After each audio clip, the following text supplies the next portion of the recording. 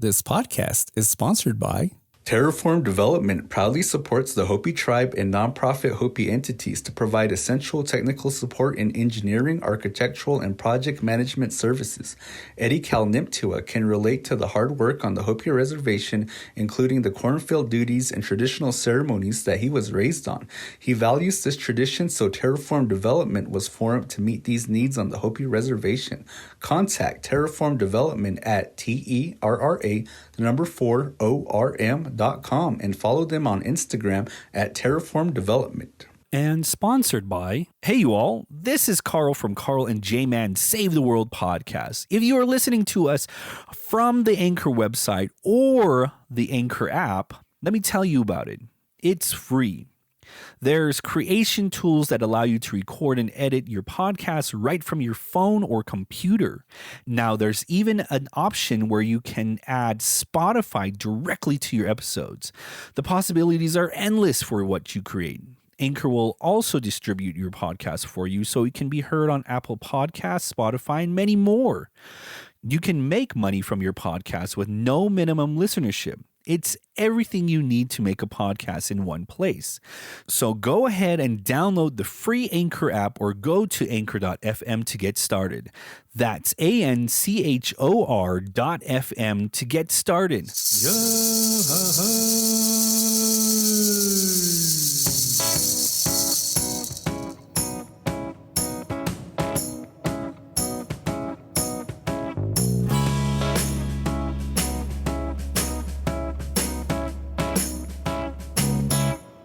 You are now listening to the Carl and J-Man Save the World podcast. I'm your host, the 5-star, 5-diamond chef, J-Man, and with me is Carl. Good afternoon, everybody here on the beautiful Hopi Reservation. My name is Carl, and we just had lunch from the famous L&K's here. We just had lunch from the famous L&K's. I'm already suffering from the itis, which is, I guess, the scientific term for what it is that makes you sleepy. Oh, yeah. After a full meal, as to why Carl gets no special nickname today. But we've been pretty busy. We've been pretty busy, not only with the podcast, but a couple of other things that have been going on. But, the podcast is performing exceptionally well. Oh, yeah, with our first two episodes, with our Hopi Levi episode, and then last week's episode, our electricity versus the Hopi way of life episode. And, I think that some of the listeners probably say that, oh, J-Man, he always says that the podcast is doing well. And it's like, well, it is. It is. And that's why I say it. And, thank you to everybody out there, Kwakwa, to all of our listeners, to all of you that support us, whether you're listening to us on any one of the podcast platforms, or if you're listening to us on YouTube. It's you listening to us that gives me that ability to say that the podcast is doing well.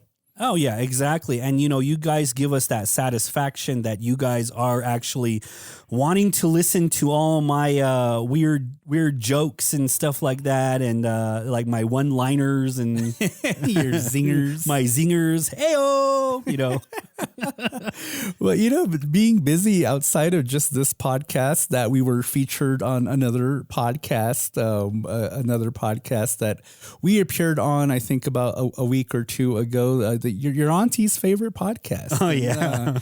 Shout out to those boys. But I did learn that after we appeared on their podcast that they kind of decided they wanted to bury us after the fact. So, but boys will be boys. We are the bigger podcast. So we will be the bigger men in that. 35,000 plus downloads, guys. Let's see your numbers. We'll compare. We'll compare. And then aside from that too, that your boy J-Man is got recruited to be on another podcast. All right. And so you'll hear J-Man, you'll hear me on another podcast called Breaking the Game Podcast. So a big shout out to Breaking the Game Podcast, that I am about to join that team to speak primarily about the Phoenix Suns. And then Carl also is starting has started a new podcast. Oh, yeah. About cameras. About cameras. So if you guys are interested in cameras and cameras alone, go look me up. It's called Carl's Cameras, cascade of cartoons and everything else. Carl just made that up after I told him that I found other friends to play with. And so hopefully Carl's Cameras does launch off at some point to be able to do that for him. But today we're going to continue with our Hopi series. Yeah, the Hopi series. The Hopi series, because we did start this season off with two very Hopi-centric episodes with the Hopi Levi and the discussion about electricity versus the Hopi way of life. But today we're going to talk about another idea that is, I guess, is something that's been pretty prevalent in terms of how we think about ourselves as Hopi people on the Hopi reservation. And so that topic is traditional versus progressive. Traditional versus progressive. I mean, that's a term that has been thrown around since the dawn of time when Bahana, came to the Hopi reservation, and where we were like, let's dance for these guys here. Maybe they'll give us money or something. I thought that you were going to say that that's been around since time immemorial. When this idea of progression wasn't even really something that was a reality. But I guess, the idea behind traditional versus progressive is that it's something that as Hopi people, especially like people like you and I, those of us that grew up in the 80s, the 90s, and even definitely generations further back, that we've heard this idea of traditional versus progressive, and basically kind of what that means is that, in the last episode, we talked a lot about what this idea was of the traditional Hopi way of life. Yeah. That there was a specific way that we were supposed to be living our lives in order to be considered Hopi. Yeah, I mean, because I live with So and Kwa, and they're very in that traditional mode where, their first language was Hopi. Their first idea of life was Hopi. And so when you think about it, that is called the traditional part of, or the traditional way. And when you're born in your home, when you're born at your home, you become tied of where you're from. Because So and Kwa were born in their homes, basically. Their whole life was based around the Hopi traditions. And when, both of us, we grew up in the kind of in the cities, like, Tuba City was there. I was born at Tuba City, and this guy was probably born somewhere around there as well, too. I don't know. I was born in the Tumtsoki. No, I'm just kidding. just dropped. But, really, this whole discussion, I think, kind of arises around change, really, in a way, because then, like the older generation, that they've had this idea of what it means to be a Hopi. Yeah. Because then that idea was introduced to them by their older generation, who are individuals that have been long gone. And, to me, I guess, in terms of how I heard it as a child, that there were legitimate teachings as to why we were supposed to continue this Hopi way of life. That there were, mechanisms, and I guess even this idea that the Hopi way of life is going to be what makes us have that ability to live all the way till the end of time. Yeah, like I said before, I grew up with So and Kwa, and they taught me a lot about like the traditional way of Hopi life. I was taught all of these different things of how they grew up and what they saw that was actually still a real type of Hopi back in their time. There were hardly any cars back in the 1930s on the Hopi reservation. Kwa still rode his horse and his mule, basically, and his steed to So's house. Had his black mask on that just covered his eyes like Zorro. When Kwa wanted to go to Tumaito to So, he would grab his best horse and he would trot all the way to Hotvela and, spend time through the window, on a moonlit night. Well, I guess, a way to better get our point across, what are some ideas that you've heard of that make a Hopi a traditional Hopi?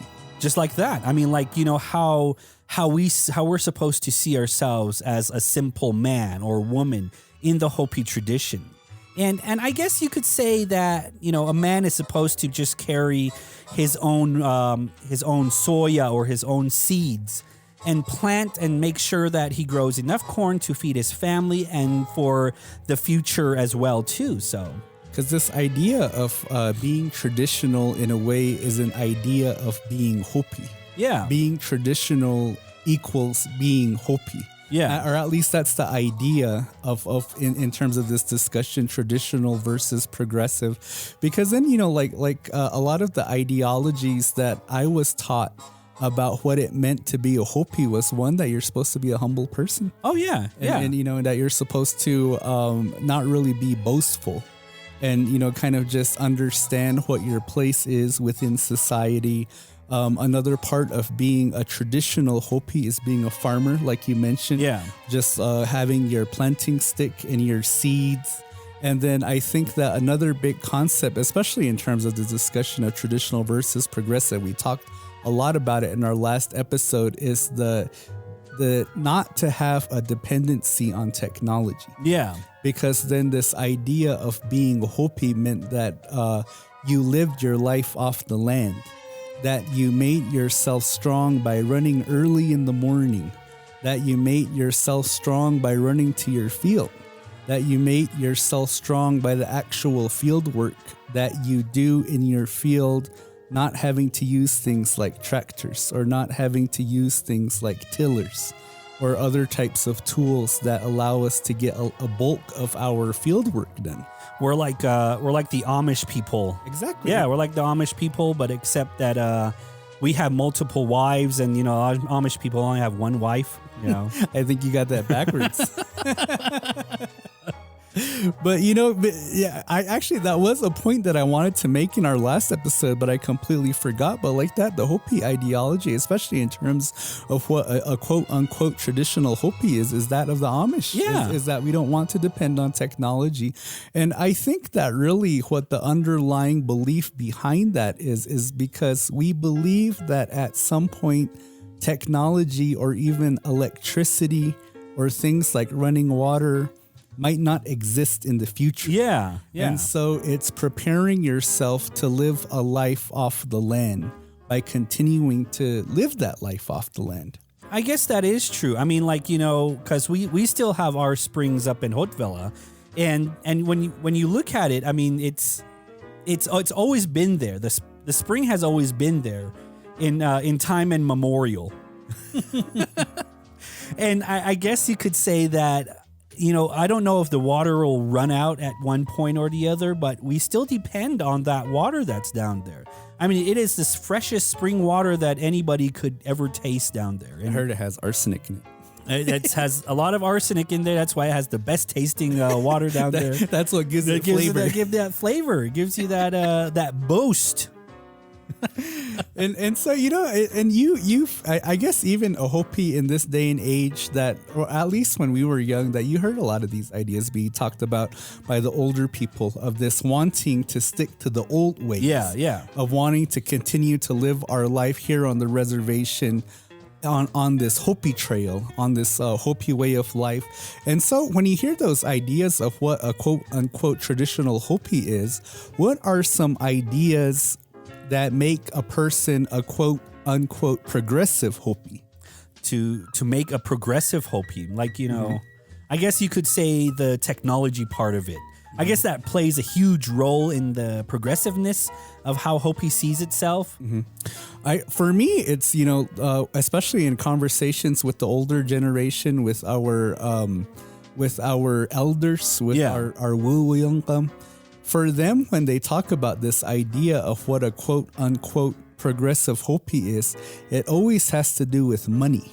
Oh, It yeah. always has to do with money. A Hopi that wants money, I guess, basically is what this idea of a progressive Hopi is, because then the traditional perspective of being a Hopi is being dependent. And we've talked about this a lot, about being dependent on your cornfield. Oh, yeah. That your cornfield is going to provide you with that sustenance, that your cornfield is going to provide you with, I guess, our form of currency. As we mentioned before, that corn and cornmeal are used as payments in some way, shape, or form in parts of our society, in parts of how we carry ourselves culturally. But the fact that when Hopi starts to want money instead of corn, then I guess that's kind of this idea that transitions them into a quote unquote progressive Hopi. Yeah, I guess you could say that that is really truthful in a way, because I mean, who doesn't like money? I mean, even back then in the 1800s, where Hopi was still in that that transitioning stage to become kind of assimilated to the Bahana life, they would accept different forms of payment other than like corn or anything else in a Hopi way. They would accept medicines, or they would accept like clothing of white man's clothing in a way, and that would be kind of progressive in their manner. And that's a real big moment, because I kind of spaced out there. So I apologize if Carl was way off base and I not had this position to correct him. I was actually right. So. But, I guess really that idea in terms of like corn versus money is kind of like one of the big factors in terms of discussing this topic of traditional versus progressive, because then culturally and religiously, we've talked about it, that in terms of our ceremonies, that all of our ceremonies involve corn. Yeah. And the old perspective, at least ideally, what Hopis will say is that money has no place in our ceremonies. But in the contemporary times, that's not true anymore. Oh, yeah, exactly. I mean, we all depend on money to get through the traditional part of our lives like that, especially during ceremony time, where, the women would have to buy their own sikwi and buy the different, things, ingredients to make the meals. Because people like Carl don't have the sikwi for them at home. I like macaroni. And so, that's kind of where a lot of our jokes have come from in previous episodes, in terms of like our jokes of making a big enough deposit to the rain gods to make it rain, that we're not putting enough money into our ceremonies. That's why it doesn't rain. And, that's kind of like a real tukka joke, because then that's completely opposite of how it should be. Yeah. That in terms of the traditional perspective, that we shouldn't be putting money into our ceremonies the way that we are now, but rather the value of our payment to the rain gods really should be from that corn that comes from our fields. Really? I never knew that, because I took out a big loan from Hopi Credit Association to pay my dues to the rain gods. and you did put it on your application. I put it on my application. Loan to pay to the rain gods. See how much rain this can get me. But I guess really, those are kind of some ideas in terms of the differences, I guess, that, like what we've been taught as children. And I'm sure that a lot of other people out there those that have lived and grown up on the reservation have heard in terms of like this idea between traditional versus progressive. And then I think that, at least in terms of progressive, another idea of what a quote unquote progressive Hopi is something that we've talked about before in terms of leadership. That I've heard that, kind of like our councilmen today are considered progressive Hopis, or any Hopi that's involved with anything that has to do with the tribal council is considered a progressive Hopi. Oh, yeah. Like anything that has to deal outside of the village or not Hopi in a way is considered progressiveness. in that manner.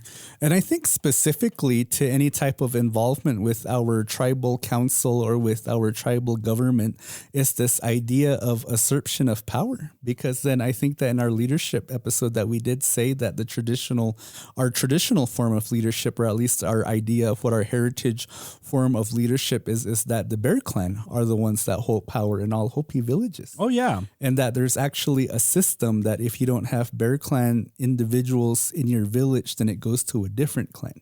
And if there's no members of that clan, then it goes on to another clan and so forth.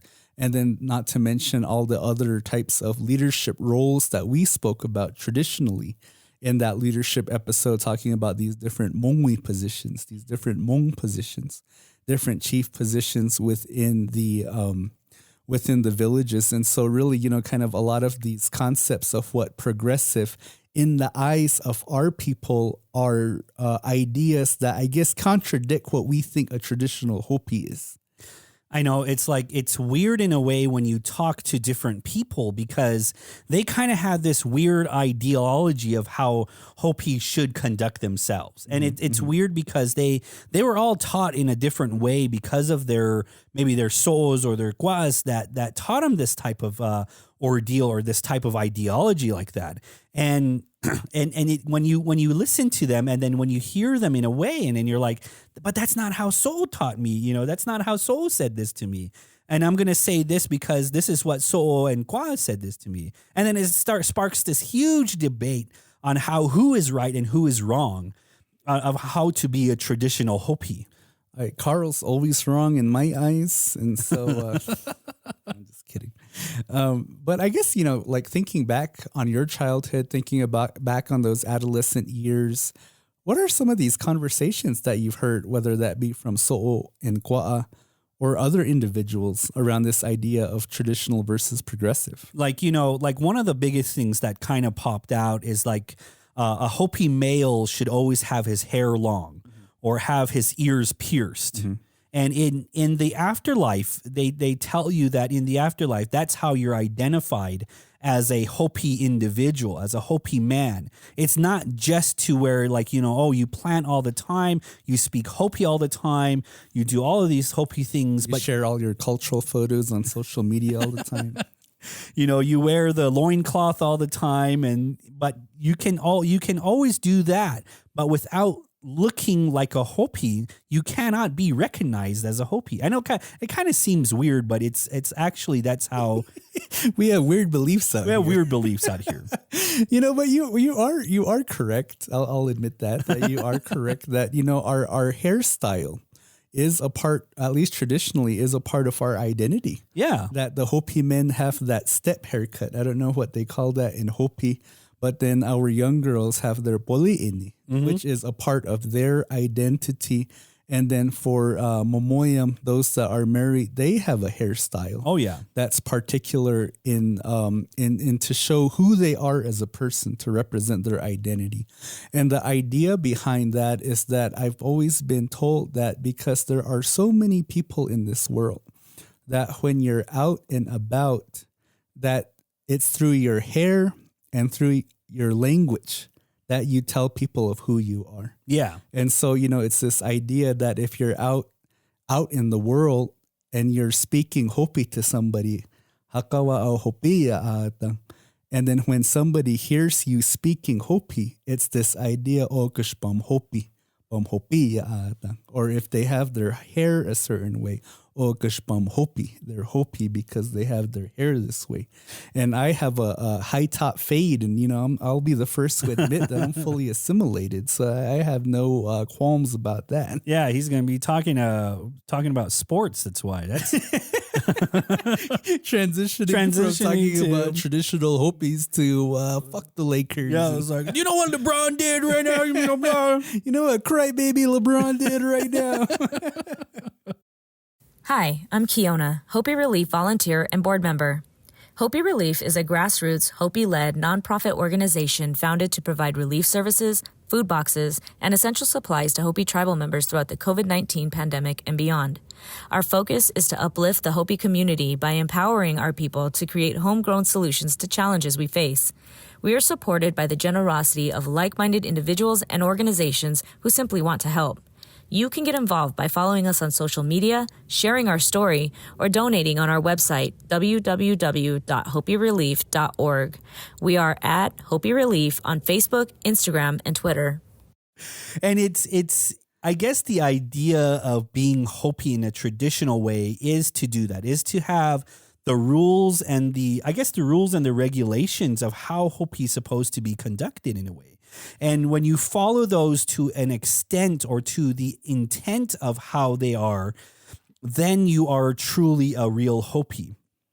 Even though we do that in a way, there's still that progressiveness that still comes out, I guess you could say. Mm-hmm, mm-hmm.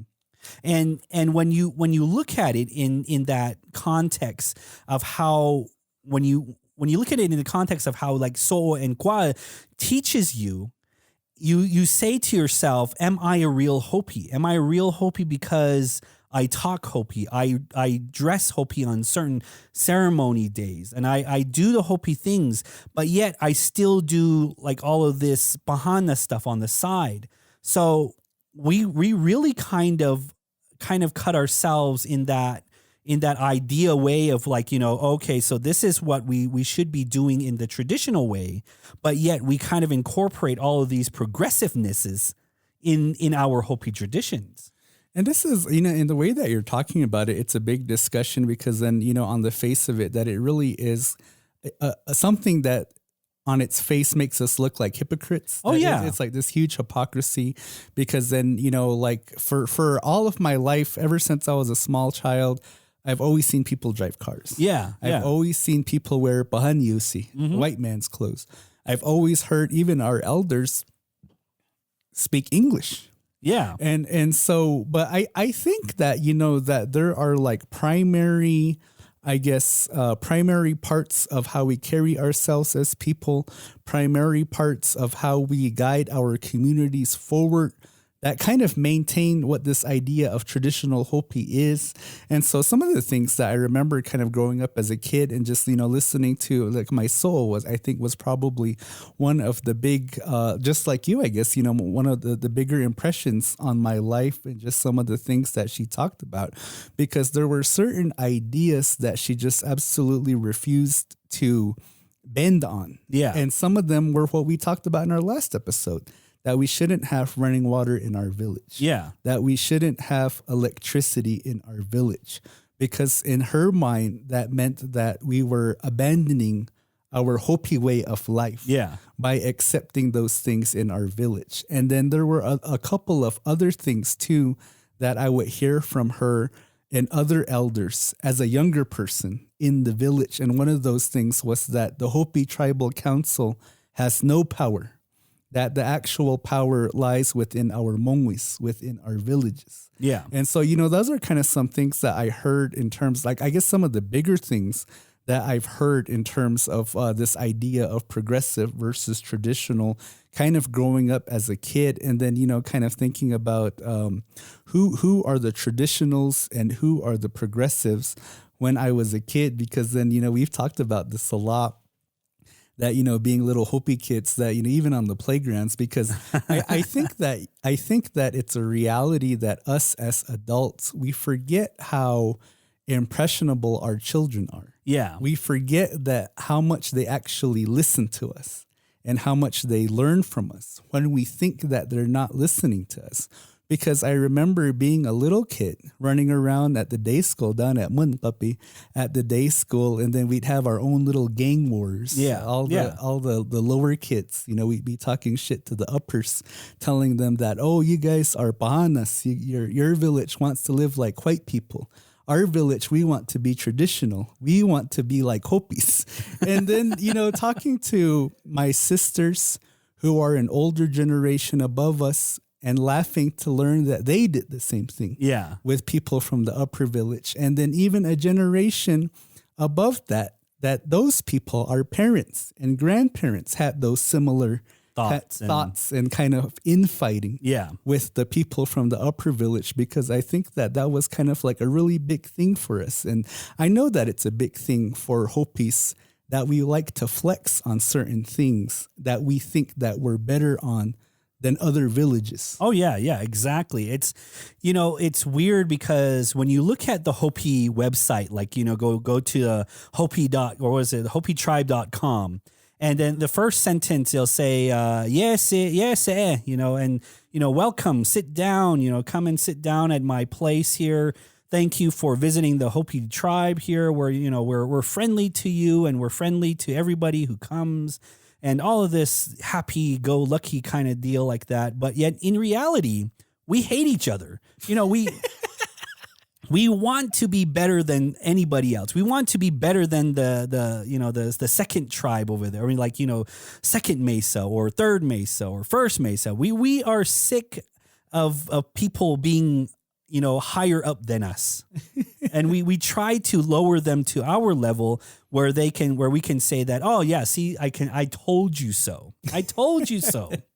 For some reason, that is a big, I guess, practice that we have out here, or it's a big characteristic. It's a big behavior. Yeah. For some reason, because as soon as I come out here and tell people I'm from Winkapi, then everyone wants to tell me how less Hopi I am than they are. I do that every day. So. Even though that I probably speak more Hopi than some of the people that are telling me that. But and that is something, that's a big part of it, and I think that's something that probably fuels it. But I guess because you and I had this conversation before we started recording that, and I've had these thoughts before, that this idea of traditional versus progressive at some point in time in the future is going to burn itself out, because I believe that at some point that the progressive fire is going to burn bigger. Oh yeah. And that it's going to burn hotter, and that the traditional fire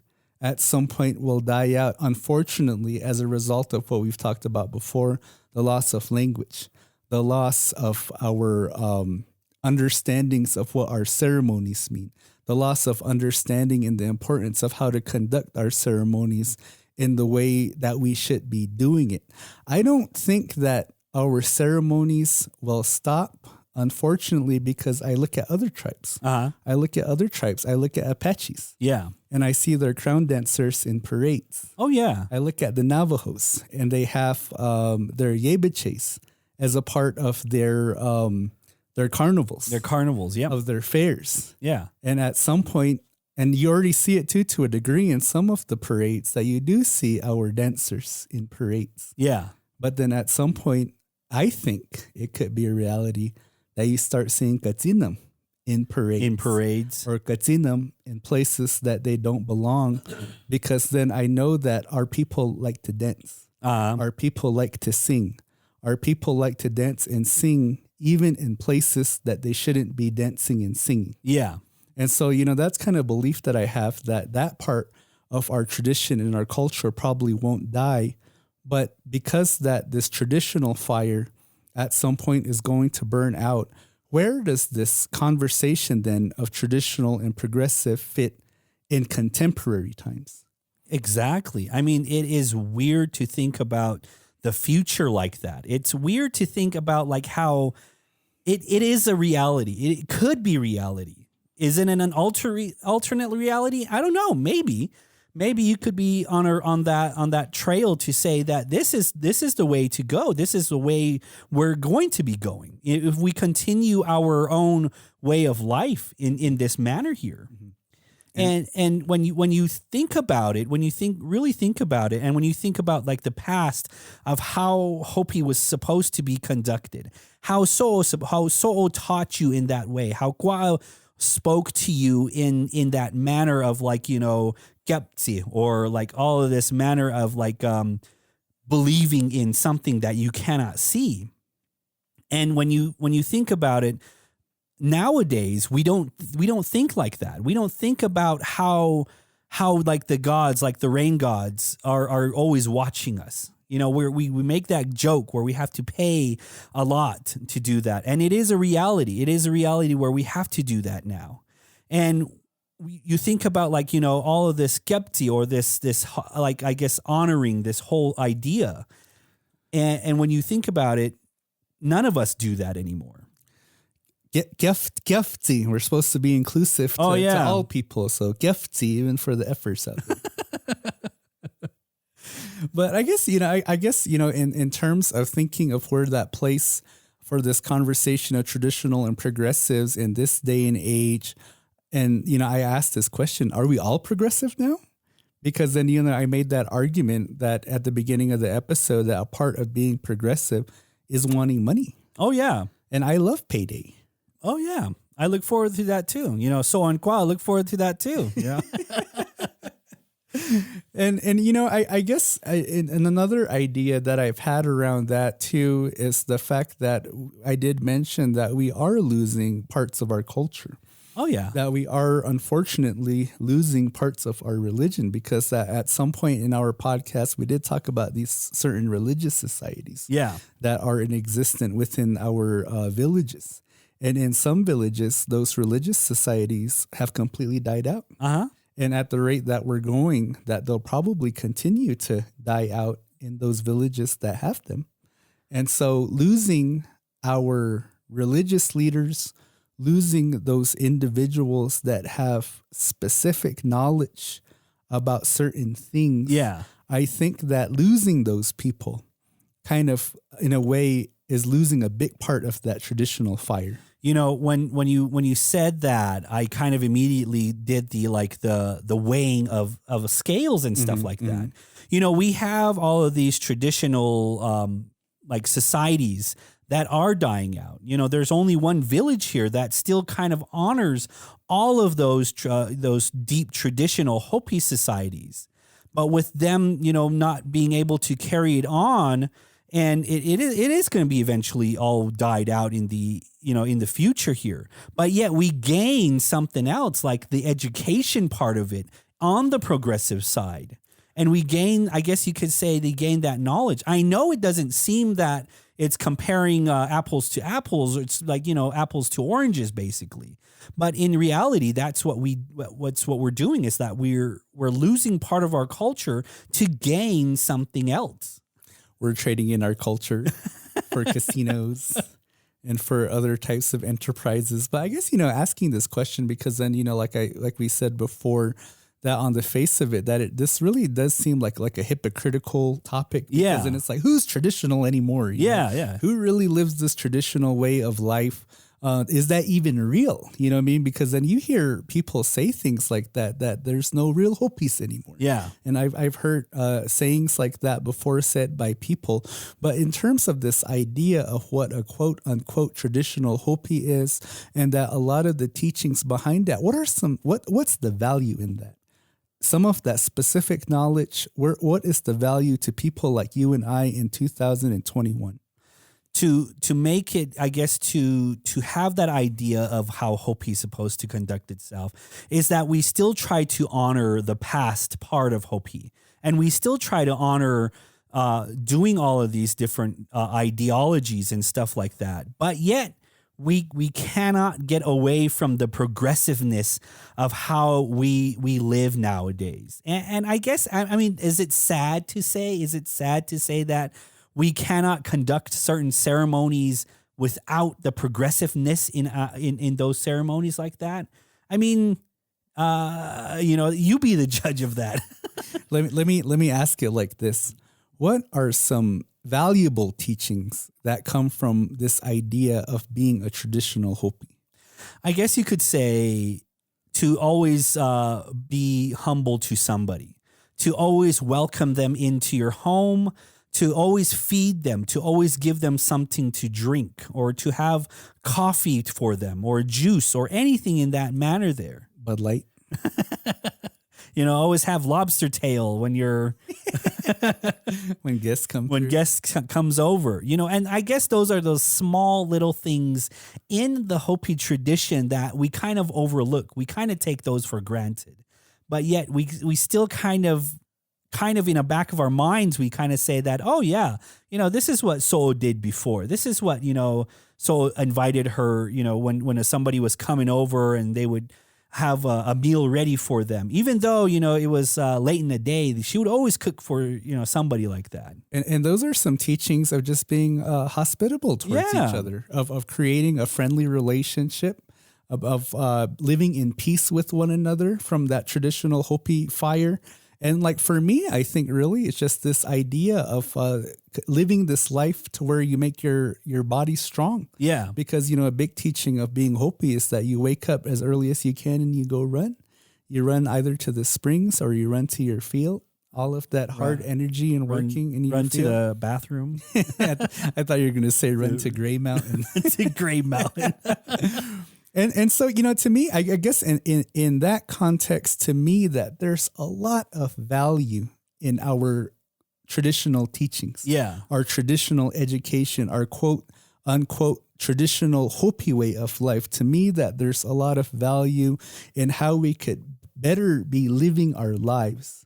Because then living this quote, unquote, Hopi way of life, that you're more in tune with the land, that you're more in tune with understanding of how the universe works from a context of the plant world, animal world, the world of just our physical world in general. Because unfortunately, in terms of this progressive side that we live, is that we probably put half of our day on our phones. Oh, yeah. Half of our day on the computer screen, half of our day on tablets, as opposed to be living this life that we should be living. But, on the flip side of it, what are some values in being progressive? Casinos, lobster, Christie's Cabaret, crab night at Twin Arrows. No, I guess you could say that when you look at it, I guess you could say our ceremonies have been a little bit easier. Because you have a car involved, and you don't have to walk as far to the plaza anymore. You can just drive up to the plaza. You can set up your tripod of your camera in the caisson, so you don't have to sit out there in the hot sun with the dancers and the singers. You just hit record and go back inside to drink some of your iced Kool-Aid and eat your Piccadilly, and come back and just hit stop. I'll watch it later. I guess you could say that the whole progressiveness is that we do get an education. We do try to fit in with the Bahana world now. We are part of that world where we can kind of conversate with them and be at their level, and to say that, oh yeah, we know what you're talking about. You can't make us sign anything anymore. You can't do this to us. You can't make us do anything anymore. I went to U of A or ASU. I went to a refrigerator school, got my certificate. I got a certificate saying I could fix your car. But I guess that's the good part of being progressive. I think that, because we are pretty much, like we've been saying before, that we are waist deep in this white man's society. Oh, yeah. That the positives of being progressive is like setting up an economy. If we are going to be so dependent on the white man's dollar, then I think understanding how the white man's economy works and then setting up an economy so that it aligns to where it benefits our people. Because for the few of us that have jobs out here on the reservation, where do we spend the bulk of our money at? We don't spend it all at K-Town store. Oh, no, we don't. We're going to Flagstaff. We're going to Winslow. We're going to Tuba City. We're taking all of the money that's here on Hopi and we're taking it someplace else. Yeah, because, I don't want to see you at K-Town store. And so, I guess it's that, like you're saying, with the educational part, with us to learning how to develop a functioning white man's economy for us here. Yeah. That if we are going to be so dependent on this white man's dollar, that we learn how to create our own Bahana dollars and then continue to circulate that through our own community. And so, one of the examples that I wanted to talk about, is that, because I kind of always diss on them, but, the Upper Village, that they've been able to set up an economy, that they have enterprises as a village that they own. And so they have this ability to give their village members jobs. they have this ability to make money. Yeah. Because then when you think about Upper Monkopi, that they have their an entity that you once used to work for, the Monkopi Developers Corporation. Yeah. And through that Developers Corporation, when you go to Tuba, the Legacy Hotel is underneath that. The Denny's restaurant is underneath that.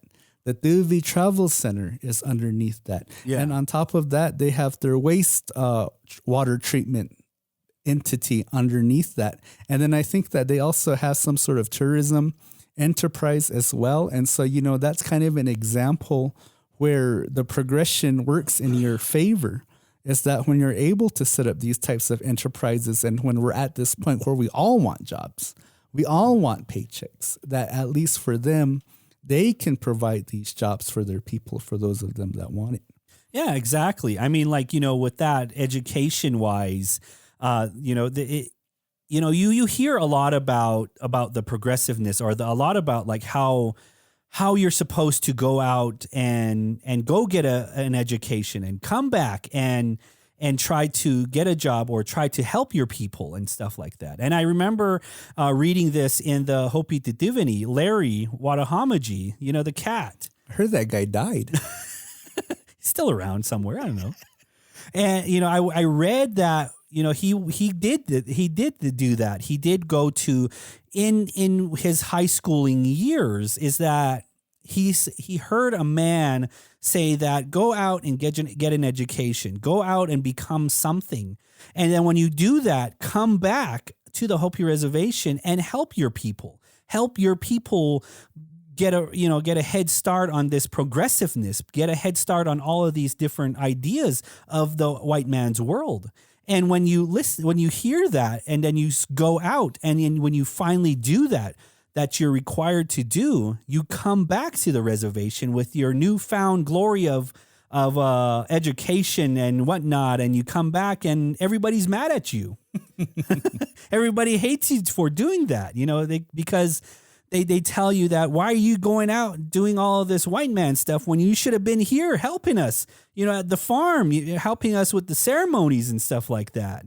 And they get mad at you because they don't want your help. They don't want to do that. And I read that, he was expecting like this big parade for him, and, this huge grand entry, like, Larry graduated, and, we're front news page on the Titivani. Larry is parade down K-Town Main Street. It's being served free Piccadillys whenever he wants and stuff like that. And all he got was nothing. The elders said that, why did you go off to get an education? This 180 that just happened. Well, I guess a complete juxtaposed position to Larry's welcoming back home is sometimes that when you do go off, get an education, and you come back home, then everybody wants you to do everything. Everybody wants you to do all the work. They want you to serve on all these different village boards, all these different school boards. They want you, even though you got an American Indian Studies degree, they want you to fix the healthcare system. They want you to fix the economic system out here on Hopi. They want you to have do things that you have absolutely no training in doing. They want you to deliver the babies. I just got a certificate for fixing a car. You want me to deliver a baby? All right, I'll try. Shouldn't be too hard. But I guess real quick before we go, because, we did talk about some of the positives about, what this idea of being traditional is. Yeah. Or some of the positives that knowledge has, and then also to the positives of what progression can give us. But what are some of the negatives that you see in trying to be traditional? I guess you just don't understand like the Bahana world itself. In a way, being stuck in the past. And being stuck in the past. This inability to move forward. Exactly. And it's like, you feel that the Bahanas owe you something in that way. You're always trying to fight for something that you cannot win because the world is being progressed in this huge manner. But yet you're still trying to hold on to certain things. And there are a lot of people out there that still have that traditional mentality, but still make it to where, they have a big screen TV, they have a nice car, they have, a nice house. Being hypocritical in that sense. So you can choose your own battles, I guess you could say. And then what do you think some of the negatives are in being progressive? not being able to be traditional, doing that 180. But it is true. It is true that, you're not being able to keep practicing your traditions or trying to live up to that standards of how Hopi is. I think that at least in terms of being Hopi and being too progressive, is that you lose sight of what being Hopi is. Oh, yeah. It's that you lose some respect for what things we should be having respect for in our Hopi way of life. Like, can you imagine that at some point in time when this Hopi casino is built, that they have a big statue of a Katsina at the entryway before people come in, and then all the Hopis sprinkle that statue with homa so that they can make it rain in the casinos instead of making it rain in our cornfields? Oh man, that would be cool. I totally do that. And so, I guess, really that's where this place of traditional versus progressive plays into our contemporary society, because as and I believe this to be true, I believe that being Hopi is more than just a CIB. Yeah. I believe that being Hopi is understanding what our history is, understanding where our people have been, at least to a degree, understanding our language, understanding the importance of our ceremonies, understanding the importance of why we do those things.